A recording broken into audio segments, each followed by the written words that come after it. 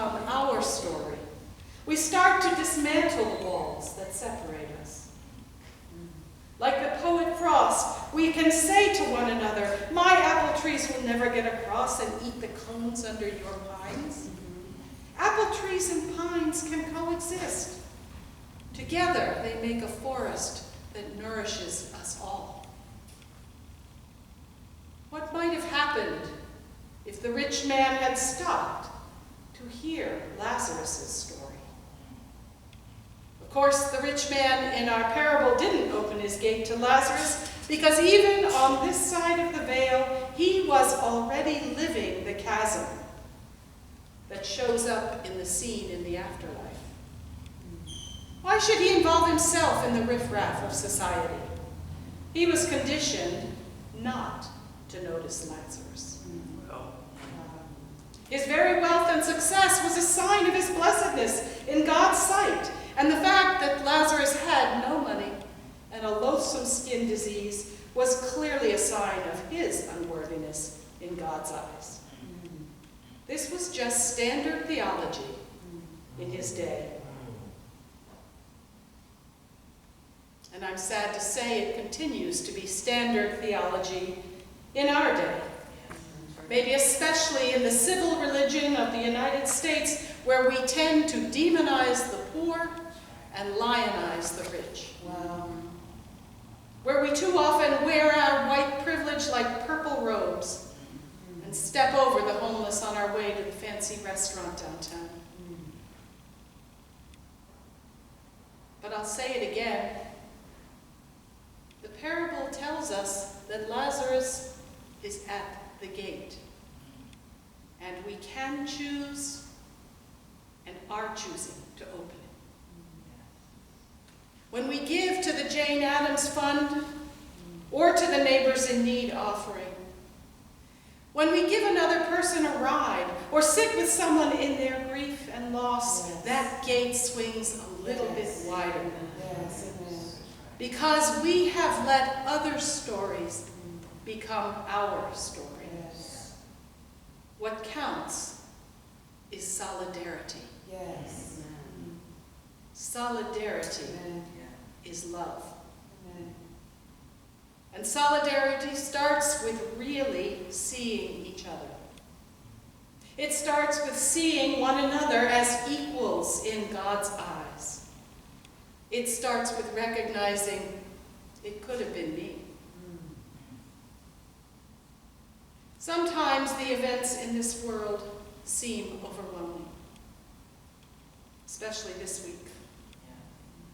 This week, my colleague, Dr. Greg Carey from the seminary, posted something wise in Facebook that I want to share with you. He said, yesterday and today, I've been kind of off. Shouldn't be that way. Life is good. My daughters and grandson are wonderful. I'm about to marry a woman I admire and adore. I love my job. Health is good, fitness improving. But the callous disregard of black lives and black voices demean us all. We've reached the point at which people, mostly white people, mock justice, mock humanity. Our planet is burning up even faster than the prophets said it would. I'm watching discussions of my favorite football team in which people long to hire a coach who was fired for enabling rape and sexual assault on his campus. And when people protest, we're called self-righteous. I see people I love voicing their pain every day. Pain I share, but only just a little bit.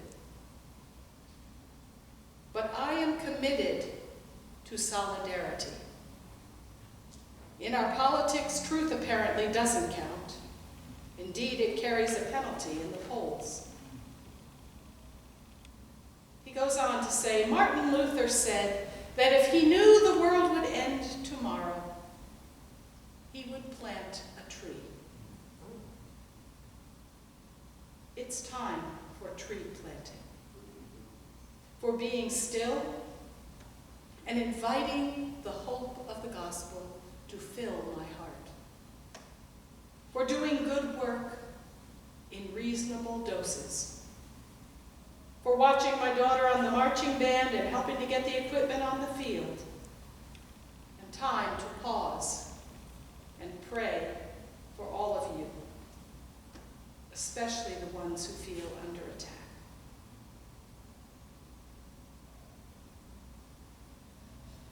At Wisdom's table, right now, our version of planting trees and of doing good work in reasonable doses involves taking the time to really see and hear one another into speech.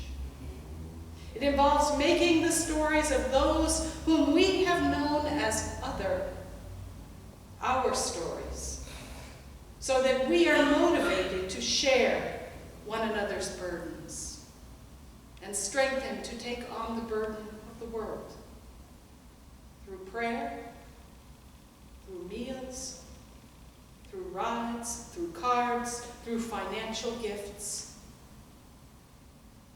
Solidarity.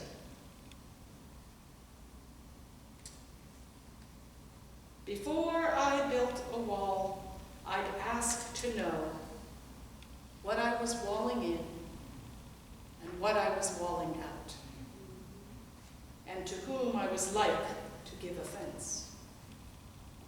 Something there is that doesn't love a wall, that wants it